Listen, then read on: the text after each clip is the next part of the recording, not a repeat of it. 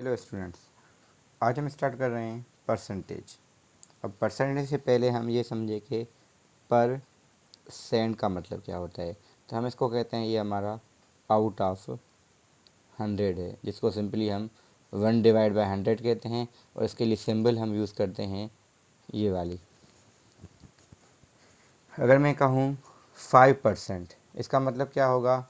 Simply 5 multiply by 1/100 लिखें या divide by 100 लिखें। तो इसको हम सिंप्लीफाई करेंगे। 5 की टेबल 1 टाइम, 2 टाइम, 0 का 0, तो 1/20। तो ये असल में कन्वर्जन है हमारी परसेंटेज टू फ्रैक्शन, जैसे सिंपली 3 या 5% भी मैं कह सकता हूँ। तो ये कैसे होगा, 3/5 मल्टीप्लाई बाय 1/100। अब क्योंकि टेबल नहीं लग रही तो मल्टीप्लाई करेंगे, ये हमारा होगा 3/5 यानी 3/500। सिमिलरली अगर हमारे पास है 25%, तो इसको कैसे हम सॉल्व करेंगे। तो ये हमारा होगा 25/100। अगर 5 की टेबल भी लगाना चाहें तो लगा सकते हैं। अगर 25 की टेबल आ रही तो 1 टाइम 4 टाइम जाएगी, तो ये हमारा हो जाएगा 1/4। तो ये सिंपल परसेंट का कॉन्सेप्ट के हम परसेंट को कैसे चेंज करते हैं, यानी परसेंट की मीनिंग क्या होगी। अगर 5% है तो इसका मतलब क्या है, ये असल में एक पार्ट है, यानी 5/100 कह सकते हैं, जिसको हम सिंपली लिखा 1/20। तो ये सिंपल सी कॉन्सेप्ट है। इसमें हम आगे जो एक्चुअल होता है वो हम ऐसे फाइंड कर, जैसे क्वेश्चन कुछ स्टूडेंट करते हैं कि 20% फाइंड करें 80 का। तो हम कैसे फाइंड करेंगे, 20 मल्टीप्लाई करेंगे 80 डिवाइडेड बाय 100, जो कि आ जाएगा। अब एक ट्रिक है इसमें, सिंपली करते क्या है, हम 0 0 कैंसिल कर सकते हैं। और 0 कैंसिल करने का मकसद ये होता है, हम 10 की टेबल लगाते हैं। तो ये जो बचेंगे 2 और 8 बजा, 2 8 द 16। अब अपान में 1 है, वो हम लिखें या ना लिखें कोई फ़र्क नहीं पड़ता। तो ये हमारा हो जाएगा 16, यानी 20% ऑफ 80 इज़ 16। मगर कुछ सवाल ऐसा ही होता है कि यही, मगर वर्ड प्रॉब्लम में तो कहने 20% ऑफ 80 इज़, फिर सवाल क्वेश्चन मार्क होता है, या सवाल ऐसे होता है व्हाट इज़ 20% ऑफ 80। तो यही चीज़ है, हम इसको लिखेंगे 20% और 80 is equal to question mark, जिसको हम एक्स भी कह सकते हैं।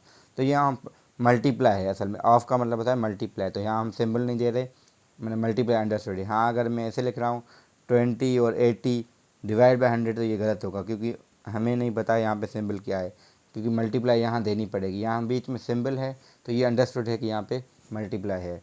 तो ये कुछ स्टूडेंट मिस्टेक कर सकते हैं, तो यहाँ से थोड़ा हमें केयरफुली देखना पड़ता है। तो ये तो सिंपल सी चीज़ थी, अब हम डायरेक्टली परसेंट हो। मगर कुछ ये भी होता है कि हम कहते हैं वाट परसेंट ऑफ, फिर फॉर एग्जाम्पल ले लें 400 इज़ 80। मीनिंग क्या होगी, हम कहेंगे x% है 400 का 80। अब वर्ड प्रॉब्लम का ये उसूल है, हम पहले से ये समझते हैं कि ऑफ का मतलब क्या होता है, वो हमारी मल्टीप्लिकेशन है। जब इज़ आता है तो हम बराबर देते हैं, जब रिज़ल्ट होता है उसको भी हम बराबर कहते हैं। जब हमारे पास सम का मतलब हमें सिंपली पता है, प्लस हम करते हैं। फिर जब हम एज प्रॉब्लम पे आएंगे, वो अलग से डिस्कशन होगी वहाँ पे। मैं अभी फ़िलहाल एज प्रॉब्लम से पे वीडियो हो सका तो अलग बनाऊंगा, या फिर कुछ और टॉपिक्स लेके उसके साथ कर दूंगा। मगर ये परसेंटेज का कॉन्सेप्ट हम अलग से समझने कि होता कैसे है। अब इसको कैसे सॉल्व करेंगे, X multiply by 400 divided by 100 is equal to 80। यहाँ तो सिंपली 0 दो हैं कैंसिल हो जाएंगे। तो x is equal 80 divided by 4, जो कि आपका आ जाएगा 1 टाइम 2 टाइम 0 का 0 20, यानी इसका आंसर क्या होगा, 20% ऑफ 400 इज़ 80। अगर आप 20% इस 400 का निकालेंगे ना, तो आपके पास 80 आ जाएगा।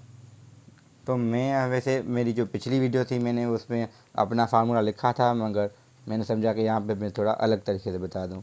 वरना मेरे यूट्यूब चैनल पे अब मैंने जो प्ले लिस्ट है बेसिक मैथमेटिक्स, वहाँ से मैंने वीडियो हटा दिया है। मगर वीडियो में आपको नीचे नीचे नीचे मिलेगा, जिसमें 3 पार्ट्स में मैंने परसेंटेज को एक्चुअल में डिस्कस किया था। तो ये अलग एक बनाया, जिसमें सिर्फ एक स्टूडेंट को आइडिया हो जाए कि परसेंटेज होती क्या है। सिमिलर तीसरा कॉन्सेप्ट ये है कि हम फार्मूला से करें।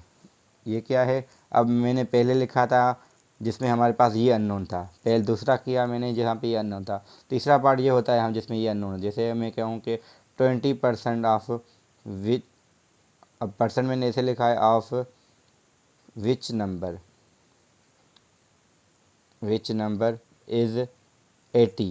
तो आपके पास 20 × x रखेंगे जो कि फाइंड करना है, divide by 100 is equal to 80। तो आपका इससे आंसर आ जाएगा वही 400। अब यहाँ पे मैंने x कहा है क्योंकि एक अननोन है, जहाँ पे 3 मैंने रखे हैं तो इस वजह से मैं 3 यूज़ कर रहा हूँ। तो यहाँ जो भी मसला हो आप पूछ सकते हैं, मेरा व्हाट्सअप तो है ही, वरना कमेंट में आप पूछ सकते हैं। मैं मैथमेटिक्स सेंटर सखर IBM में पढ़ाता हूँ। अगर कोई IBM में जो पढ़ रहे हैं तो वो भी मुझसे मिल सकते हैं, या मिल के या जैसे भी हुआ आपको कांटेक्ट, तो मैं हो सका तो मैं आपकी हेल्प करूँगा। वरना कमेंट से अगर हो जाए या कुछ क्वेश्चन हैं स्टूडेंट के तो मैं वहाँ पे भी रिप्लाई आपको कर दूँगा, या कुछ क्वेश्चन का एक वीडियो अलग से बना के अपलोड कर दूँगा। तो परसेंटेज का यही कॉन्सेप्ट है। अब वर्ड प्रॉब्लम जितने करते जाएंगे उतने हमारे पास कम होंगे, क्योंकि ये बहुत बड़े ज़्यादा होते हैं। अब आप पे डिपेंड करता है कि आपने समझा कितना अच्छे तरीके से है और आप उसको डील कैसे कर रहे हो। तो वर्ड प्रॉब्लम्स में अक्सर करके यही होता है कि आप परसेंटेज में ये होता है या ये यूज़ होता है आगे जाके, यानी या तो डायरेक्टली सवाल इनमें से होगा, यानी कभी एक्स पूछेंगे, कभी वाई, कभी जेड, या फिर ये बाद में पूछेंगे, पहले आपके पास कुछ और डेटा चाहिए होगी आपको, तो वो वहाँ से दूसरी चीज़ों से मिल जाएगी। तो परसेंटेज में इतना तक काफ़ी है। तो हम जो नेक्स्ट वीडियो बनाएंगे उसमें हम रेशियो प्रोपोर्शन में डिस्कस करेंगे। Thank you.